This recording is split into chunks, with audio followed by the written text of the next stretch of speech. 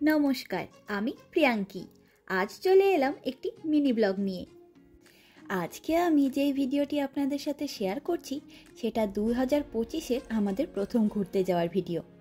আমরা চললাম হাঙ্গেরির একটি অসাধারণ সুন্দর শহর ভাগে। আর এই হলো এই শহরের সবথেকে বিখ্যাত ক্যাথিড্রাল, যা ঘুরে দেখব আমরা। তবে আমাদের দেশের প্রতিটি শহরের সাথে যেমন নানা রকম ইতিহাসের যোগ থাকে, তেমনি হাঙ্গেরির এই শহরটিও নানা ইতিহাসের অংশ হয়ে রয়েছে। 1761 থেকে 1777 সালে নির্মিত এই ভাগ ক্যাথিড্রালটি রোমের সেন্ট পিটার্স ব্যাসিলিকার আদলে তৈরি করা হয়েছিল। শহরটি 18 শতকের বিজয়ের খিলান এবং এর সুন্দর বারক শহরের কেন্দ্রের জন্য পরিচিত। রোমান শহরের মতো সময় থেকেই এই শহরে বসতি পাওয়া গেছে। কি অপূর্ব সুন্দর সৃষ্টি এই ভাগ ক্যাথিড্রাল! সত্যি বলতে আমার তো বুদাপেস্ট সেন্ট স্টিফেন ব্যাসিলিকার চাইতেও বেশি ভালো লাগলো এই ক্যাথিড্রালটি। অদ্ভুত এক শান্তি রয়েছে এই সম্পূর্ণ ক্যাথিড্রালের প্রতিটি কোণায়। আর এই ক্যাথিড্রালের অর্গানটাও অসাধারণ সুন্দর ছিল। এই শান্তিটা বুদাপেস্ট সেন্ট স্টিফেনের ভেতরে গিয়ে পাওয়া যায় না, কারণ সেখানে ট্যুরিস্টদের ভিড় সারা বছর।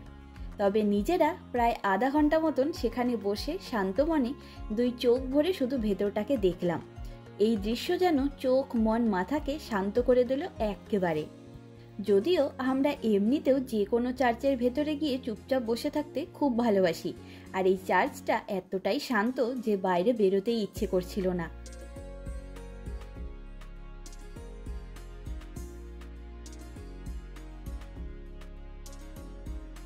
ভাগ শহর হল বুদাপেস্ট থেকে 35 কিলোমিটার উত্তরে দানিউব নদীর পূর্ব তীরে অবস্থিত। এটি একটি বাণিজ্যিক কেন্দ্রের পাশাপাশি বুদাপেস্টের নাগরিকদের জন্য ভীষণ জনপ্রিয় গ্রীষ্মকালীন রিসর্ট। এখানে আসার পথে দেখলাম দানিউব নদীর পাড়ের দিকে একটি পার্ক মতন রয়েছে।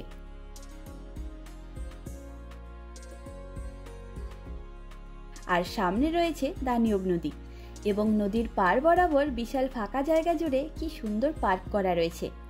এতদিন পরে একটা খোলামেলা জায়গায় রোদের দেখা পেয়ে আমি তো ভীষণ লাফালাফি শুরু করেছিলাম খুশির ঠেলায়।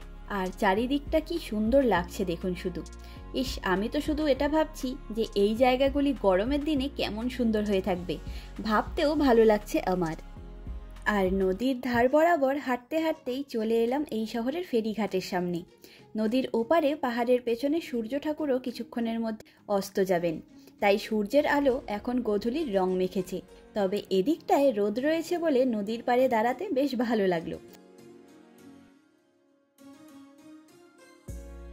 সবকিছু মিলিয়ে এই শহর আমাদের ভীষণ ভালো লাগলো। স্প্রিং এবং সামারে অবশ্যই আসবো এখানে বারবার। চলুন আজ তবে গল্পের ঝুড়ি গুছিয়ে নিই। দেখা হবে, গল্প হবে পরের একটি ভিডিওতে খুব তাড়াতাড়ি। আমার এই ভিডিওর কন্টেন্টটি আপনাদের ভালো লাগলে এর মূল ব্লগটি দেখবার অনুরোধ রইল। আজকের ভিডিওটি এখানেই শেষ করছি। সকলে ভালো থাকবেন, সুস্থ থাকবেন, আনন্দে থাকবেন। নমস্কার।